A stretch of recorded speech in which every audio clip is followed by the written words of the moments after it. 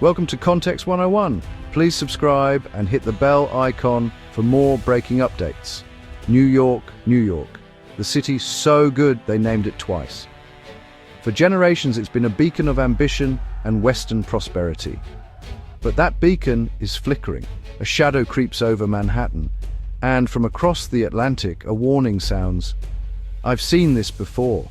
My own city, London, fell to the same corrosive forces now taking root in New York. This isn't just a local issue, it's a global one. When the world's greatest cities crumble, it signals a seismic shift in our civilization. The parallels are undeniable. Social cohesion breaking down, political leaders more interested in ideology than effective governance, and a surge in crime leaving citizens feeling unsafe. Toxic, polarized discourse drowns out reason and facts. These are not teething problems, they're symptoms of a deep malaise. What we're witnessing is a battle for the soul of these cities and for the future of the Western world. The stakes could not be higher. Years ago, I warned Donald Trump that leadership demands calm and empathy, not chaos. Today, I issue a similar warning to New York. Look at London. See the consequences of surrendering your streets to mob rule and allowing radical ideologies to paralyze politics. The path you're on leads directly to decline. This isn't about left versus right. It's about sense versus nonsense, order versus chaos. The story of New York's troubles is more than a media spectacle. It's a live fire drill for the future of urban life. This is a critical moment of decision. Will New York heed London's lessons or become another monument to failed ideas and fractured communities?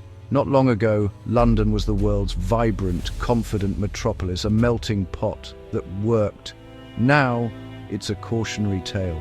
Law and order have eroded, knife crime, moped gangs, and protests that descend into intimidation.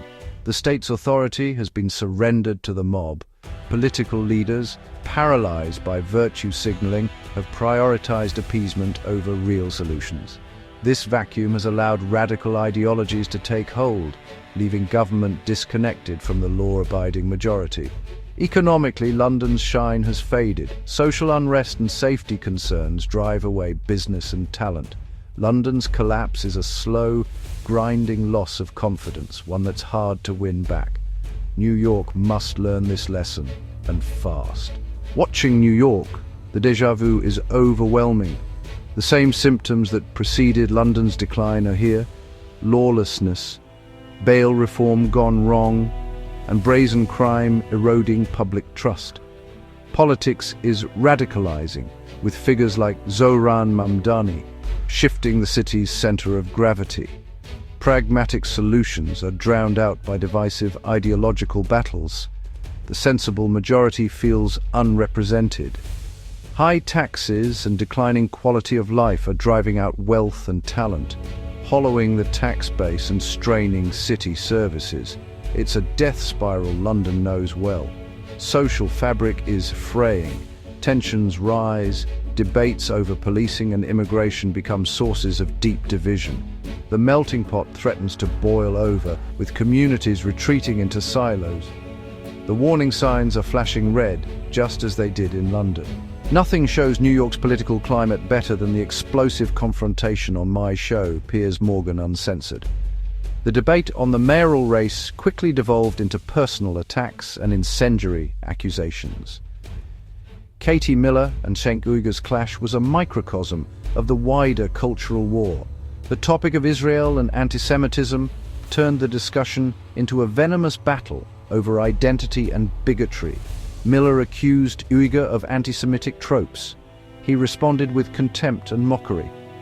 The exchange became intensely personal, with family and identity used as both shield and weapon.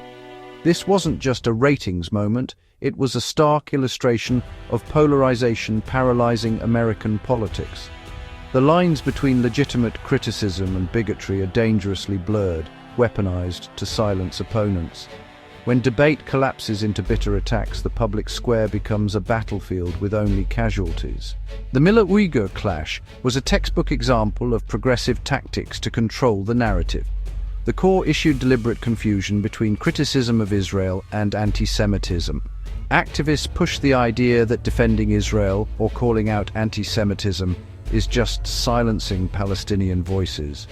This creates space for rhetoric that crosses into ugly, ancient tropes. Miller called out a tactic painting Jews as having dual loyalty, a subtle but poisonous insinuation. Uyghurs' personal attacks aim to intimidate and silence. In this climate, Jewish New Yorkers feel their safety and identity are under threat from those seeking to govern them. This breeds resentment, fear, and division, fractures that have already weakened London. New York's turmoil is sending shockwaves through its economy. Capital flees instability. Investors are wary of a city led by ideology over stability. High net worth individuals and companies, the city's tax base, are leaving for friendlier states. Every moving van south means millions lost in tax revenue, impacting all New Yorkers.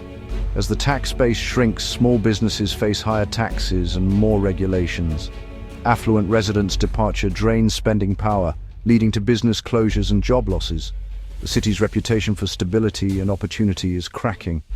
Why would global talent or business choose a city in decline? London is already grappling with these questions. New York is following the same path. The most heartbreaking consequence is the fracturing of society itself. A great city is a shared idea, now being dismantled by politics of division. In New York, tensions between communities rise, fueled by debates over policing and imported global conflicts. Jewish and Asian American New Yorkers feel abandoned or threatened. Media and academia promote divisive ideologies, teaching young people to despise their own society. The result, a city of strangers, with people retreating into tribes and public spaces fraught with tension. Everyday interactions that build trust are disappearing. This is the ultimate tragedy, the loss of social cohesion. A city without shared humanity is just a powder keg. Experts warn that New York is at a critical inflection point. Dr. Evelyn Reed, urban decay specialist, says cities thrive on economic dynamism, social trust, and effective governance, all now under assault. The breakdown of civil discourse signals that reason and rules no longer apply. The on-air clash was a symptom of deeper societal breakdown. Economists warn of a doom loop as people and businesses leave, services decline, prompting more to flee. Breaking this cycle requires strong, decisive leadership, now in short supply. The consensus: New York is at a crossroads. The current path leads to London's fate: diminished, divided, unsafe. The alternative demands rejecting division, demanding competence, and reaffirming shared values. The time to choose is now. The tale of London and New York is a tragedy in the making, of self-inflicted wounds and unheeded warnings. This is not inevitable doom, but a wake-up call. The power to change course lies with the people, not just politicians. The sensible majority must find their voice and demand common-sense governance. Reject identity politics and stand up for law, meritocracy, and free speech. Vote for leaders who unite, not divide. Speak out against the madness. Online, at town halls, with your neighbors, the soul of your city is at stake. Will New York choose managed decline or fight for unity and greatness? The choice is yours. Don't get it wrong.